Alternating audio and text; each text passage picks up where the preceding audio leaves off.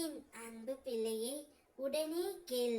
உன்னுடைய உறவு இந்த உண்மையை உன்னிடம் சொல்ல துடித்துக் கொண்டு இருக்கின்றது. இதை கேட்டு ஒரு நல்ல முடிவு நீதான் எடுக்க வேண்டும் பிள்ளையே. பிரிந்த உறவுகளை மறக்க முடியாமல் இன்றும் நீ நினைத்து கொண்டு தான் இருக்கின்றாய். அது உன்னுடைய உறவாக இருக்கலாம், நண்பனாக இருக்கலாம், எந்த உறவாக வேண்டுமானாலும் இருக்கலாம்.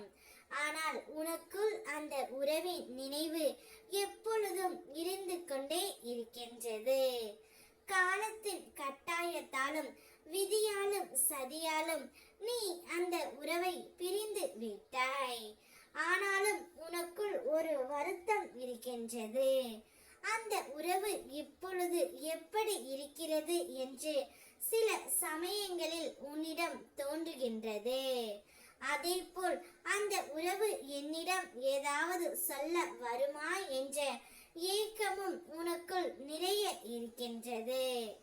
என்னுடைய உண்மையான அன்பை அவர் புரிந்து கொள்ளவில்லை என்று அதே சமயங்களில் அவருடைய உண்மையான அன்பும் உனக்கு புரியவில்லை என்று தான் தோன்றுகின்றது பிள்ளையே. இது காலத்தின் கட்டாயம். உங்கள் இருவர் மீதும் எந்த ஒரு பிழையும் இல்லை. ஏதோ ஒரு மன கசப்பு ஏற்பட்டு சதியையும் மாயையும் உங்களை சூழ்ந்து உங்கள் உறவுகளுக்குள் ஒரு பிளவு ஏற்பட்டு விட்டது.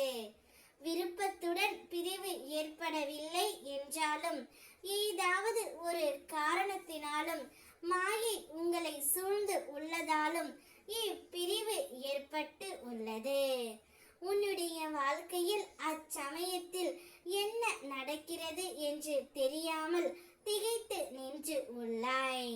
அவரை பிரிந்து நீ திகைத்து நின்ற அதே சமயத்தில் அவரும் உன்னை பிரிந்ததற்காக மிகவும் வருந்தி கொண்டு தான் இருக்கின்றார் தங்கமே. நீங்கள் இருவரும் ஒருவருக்கொருவர் பிரிந்து இருந்தாலும் ஒருவருக்கொருவர் சிந்திக்காமல் ஒரு நாள் கூட கழிவது இல்லை. அவருடைய அன்பை தவறாக புரிந்து கொண்டு விட்டோமோ அல்லது புரிந்து கொள்ள முடியவில்லையோ என்று நீயும் அவதிப்படுகின்றாய்.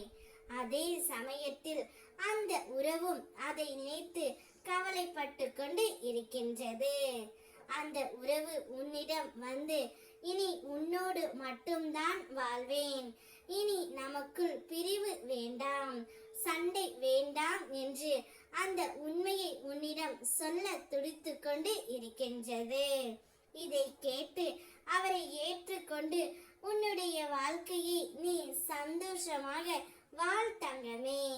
நிச்சயம் அந்த உறவு உனக்காக படைக்கப்பட்ட ஒரு உறவு. உன்னோடு எப்போதும் நானும் இருப்பேன். ஓம் முருகா.